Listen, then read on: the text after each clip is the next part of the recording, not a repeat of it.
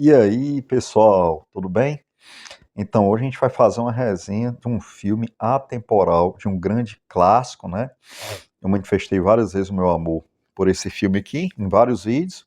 Finalmente eu consegui uma cópia em DVD, eu já tinha assistido há muitos anos atrás, assisti recentemente. E hoje a gente vai fazer uma resenha mais específica, né? Vai falar um pouco mais desse grande filme Assim Caminha a Humanidade. Só que antes eu queria lhe dar uma dica, né?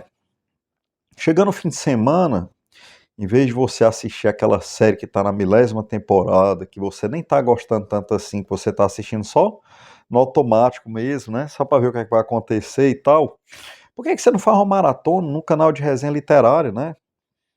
Por exemplo, o nosso aqui.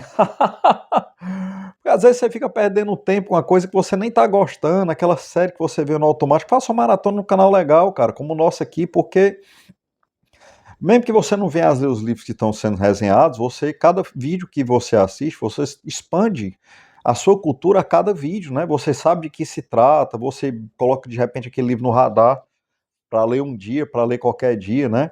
Então, fim de semana, pense com carinho na possibilidade de fazer uma maratona, assistir 2, 3, 4 vídeos, né? E à medida que a gente vai colocando vídeos no canal, os vídeos antigos, eu acho que vão sendo menos disponibilizados pelo YouTube e ficam lá. Mas assim, isso é um canal que a gente dá prioridade a clássicos, né, a obras atemporais, então qualquer vídeo é sempre um acréscimo muito grande à nossa percepção cultural, né. Então, fim de semana, sua melhor pedida é fazer uma resenha fazer uma maratona no canal de resenha literária, e eu suspeito para sugerir, mas sugiro aqui o nosso, né. Então, então a gente vai fazer uma resenha desse filme aqui, Assim Caminha a Humanidade. Eu adquiri recentemente esse box com esse DVD duplo, né? No vídeo passado, eu falei das aquisições recentes do canal, já apresentei por alto esse box aqui. O box está com as marcazinhas do tempo, mas os DVDs estão novos, perfeitos. E o primeiro DVD eu tenho um documentário, e o segundo é um DVD duplo, porque o filme é muito grande, são 3 horas e meia de duração, né?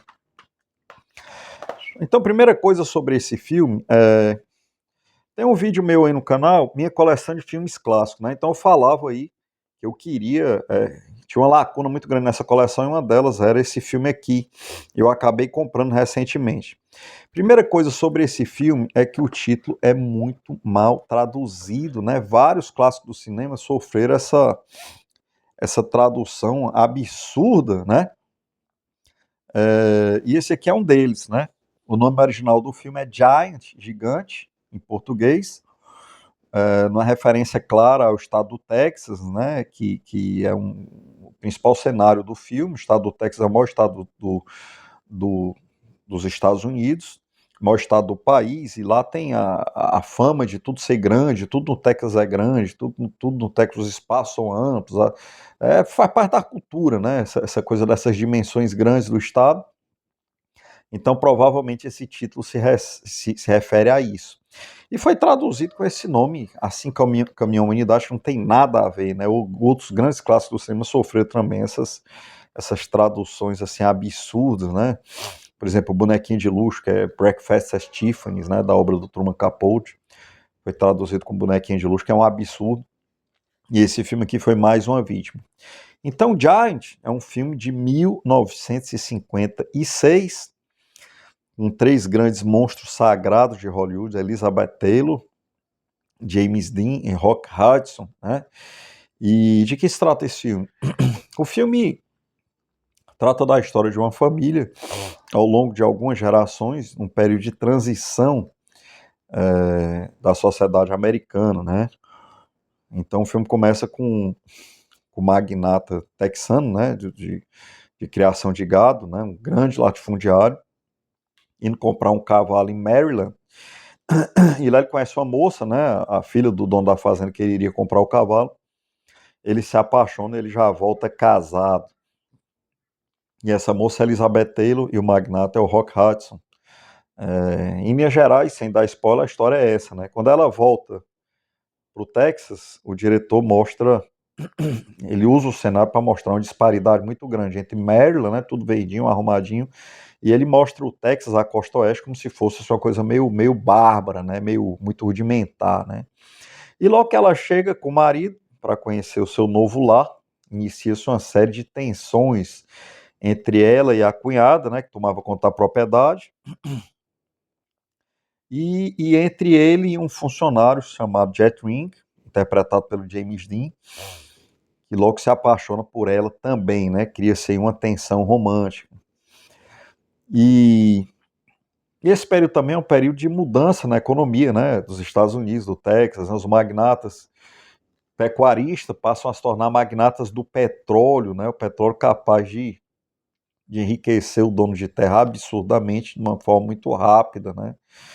Então o filme mostra também essa transição, essa mudança, e também foi um período de transição na sociedade americana, foi o período de luta pelos direitos civis, né, as tensões raciais muito grandes, né, os Estados Unidos tinha focos de discriminação racial muito grande, e foi justamente o período que a sociedade americana estava evoluindo, né, estava mudando para melhor, né, e o filme trata disso tudo. O elenco é fantástico. A gente tem o Rock Hudson é o menor dos três, acho que esse foi o maior papel da vida dele, o mais célebre, né? Que é o galã. A Elizabeth Taylor, uma das maiores musas do cinema clássico, também um dos seus maiores papéis. E a gente tem o James Dean, que foi um furacão na história do cinema, né? James Dean tem praticamente três filmes: Juventude Transviada, Vidas Amargas e esse. E esse, inclusive, ele não chegou nem a assistir, que ele morreu antes do filme ser editado e levado às salas de cinema. E ele foi indicado ao Oscar de melhor ator coadjuvante póstumamente, ou foi melhor ator. Enfim, foi uma grande atuação, né? E o James Dean, ele junto com o Marlon Brando e junto com o Steve McQueen, foram os três atores mais cool de Hollywood, né? A palavra cool, inclusive, é interessante observar que ela não tem uma tradução à altura para o português, né? Seria algo assim como descolado ou legal, mas não tem uma tradução à altura, não reflete, né? Mas foram os três atores mais assim, que tinha assim, uma magnetismo assim, pessoal muito grande, né? O Steve McQueen, inclusive, era conhecido como The King of Cool.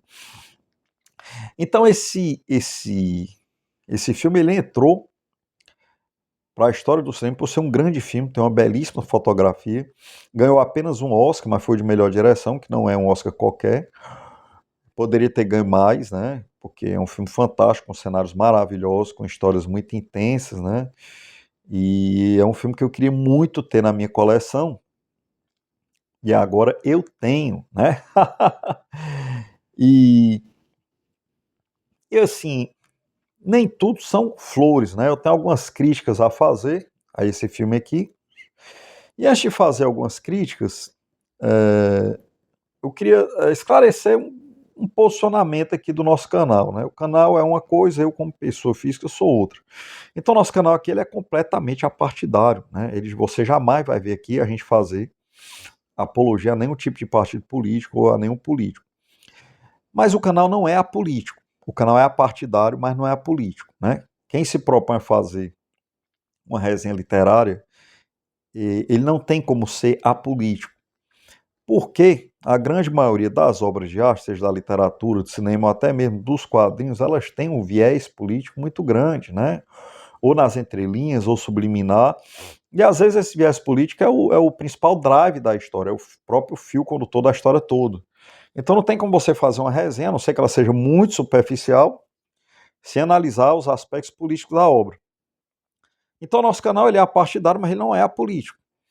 Então por que eu fiz esse esclarecimento? Porque as críticas que eu tenho em relação a essa obra, elas são justamente na dimensão política da obra, né? Então, assim, esse filme, ele tem uma mensagem contra a discriminação racial muito grande, né? Ele mostra uma América extremamente racista, né? E, de fato, era assim até os anos 50 e 60 em focos, né? E para a gente fazer uma crítica a essa parte do filme, a gente tem que fazer primeiro uma contextualização, né?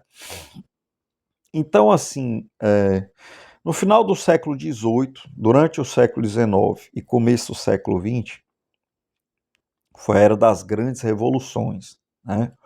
Acho que o mundo estava meio cansado do absolutismo, dessas sociedades engessadas, né? Acho que as pessoas queriam ter a chance de ascensão social, né? Então, as grandes revoluções vieram motivadas por drives ideológicos diferentes, né? E dentre essas grandes revoluções, a que resultou no modelo melhor foi, sem dúvida, a Revolução Americana, se você utilizar dois critérios super importantes. Um é o respeito pelos direitos civis, e o segundo é a prosperidade do seu povo, né? Liberdade e prosperidade do seu povo. Então, assim, você pegar a Revolução Francesa, foi um fracasso, a Revolução Russa também, né?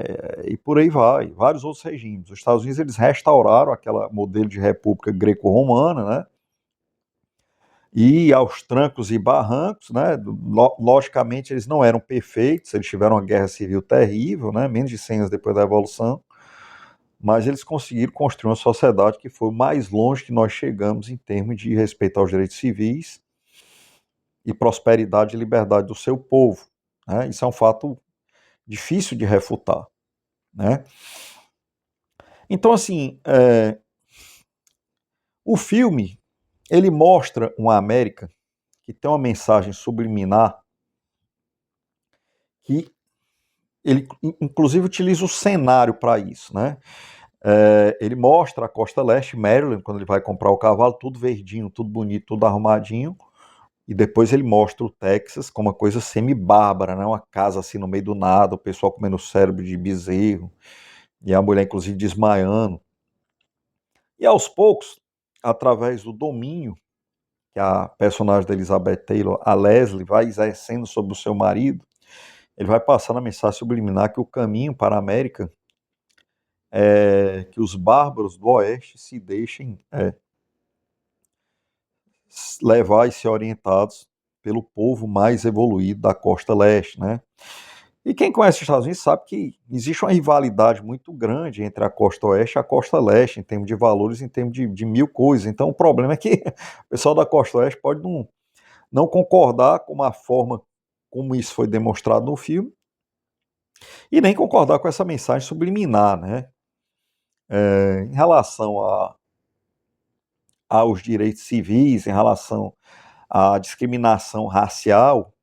Então, essa demanda que o filme mostra é uma demanda perfeitamente legítima. Realmente existia um foco de racismo na América, que o próprio país foi se corrigindo, foi evoluindo por si mesmo, né? Não sem luta. Mas o problema que eu vejo é o seguinte, que aí não é inerente ao filme, acho que todas as demandas que são mostradas no filme são completamente legítimas. Mas é importante se dizer que o problema é que quando essas bandeiras, o problema é você demonizar a sociedade americana, a América de uma forma geral, por causa dos problemas de direitos civis que tiveram nos anos 50 e 60, os problemas de discriminação racial. Por vários motivos, eu acho errada essa demonização. Primeiro que parte do pressuposto que as coisas têm que ser perfeitas, né? Assim, as coisas vão evoluindo ao longo do tempo. Roma não foi construída de um dia para o outro, né? A sociedade americana evoluiu demais por si só de lá para cá. E exatamente no auge da luta pelos direitos civis, pelos quais os Estados Unidos é tão demonizado, né? O racismo inerente a várias regiões dos Estados Unidos nos anos 50 e 60, exatamente naquela época, se você pegar as duas maiores celebridades, os dois atletas mais idolatrados dos Estados Unidos eram Muhammad Ali e o Will Chamberlain, do basquete, né? Então, assim, o Will Chamberlain, para quem não conhece, foi o maior astro da NBA, é considerado o jogador de basquete mais decisivo de todos os tempos. E ele brilhou e ficou famoso e milionário justamente nessa época, né? Assim, inclusive tem uma entrevista do Will Chamberlain, se você procurar no YouTube você vai achar, ele dizendo que ele era milionário, morava numa mansão em cima de uma montanha, dizendo que ele, na vida dele, ele transou com mais de 20 mil mulheres, e a maioria eram mulheres brancas, né? Tem uma entrevista dele falando isso aí. E aí, o auge dele foi justamente essa época aí da luta pelos direitos civis. Muhammad Ali, exatamente a mesma coisa, né? Aí é muito estranho as pessoas usarem essa época para demonizar a América, quando exatamente nessa época, em outros lugares do mundo, estavam acontecendo coisas como, por exemplo, isso aqui. Né? Exatamente nessa época, o Mao Zedong estava usando a fome como arma de destruição em massa contra o seu próprio povo, reduzindo seu próprio povo ao canibalismo e matando 45 milhões de chineses. E não se fala nisso hoje, né? Se fala só da luta pelos direitos civis. Parece que isso aqui é uma coisa que não se pode falar, é um tabu. Né? Fora o que estava acontecendo na União Soviética, fora o que estava acontecendo em Cuba, fora o que estava acontecendo no Laos.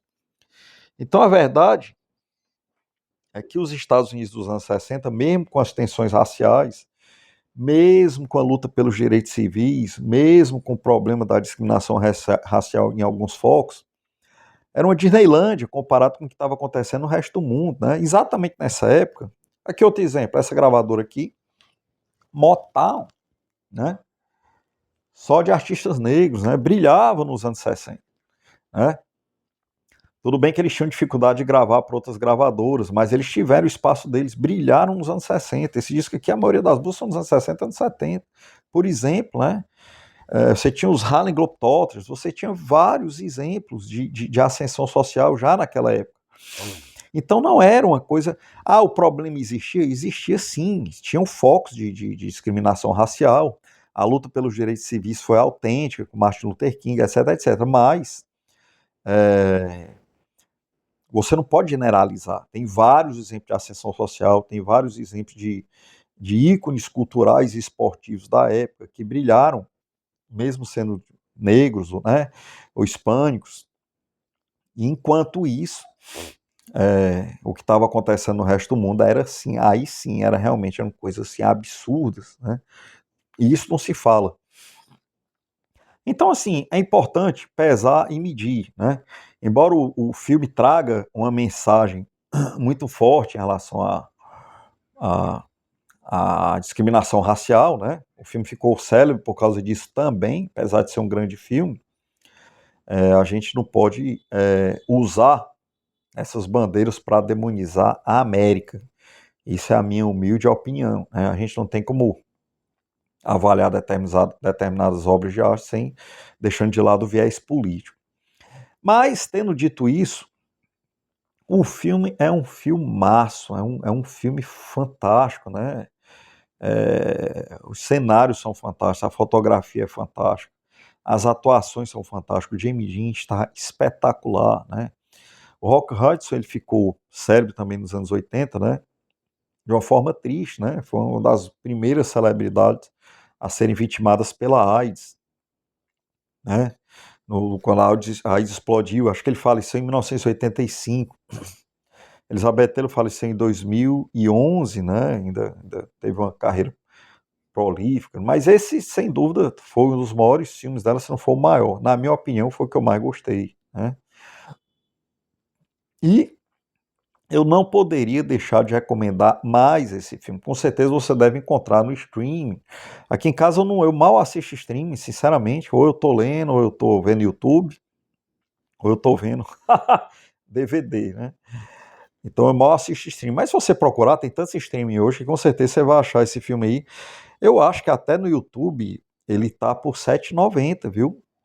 Ele tá por R$ 7,90. No YouTube você pode pagar para ver filme, né? Eu até vi um dia desse por R$ 7,90. Você paga R$ 7,90 e assiste o filme. Eu paguei bem mais para ter esse DVD, mas não me arrependo, né? Porque aqui eu gosto de ter minha coleçãozinha com meus filmes antigos, gosto de estar mexendo. E no caso do Apocalipse Zumbi, eu não fico sem filme em casa, né?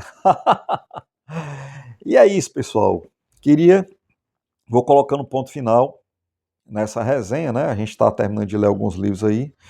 Logo a gente vai voltar para as resenhas literárias. E fique ligado no canal que tem muita coisa legal chegando aí. Boa noite, boa semana e um abraço.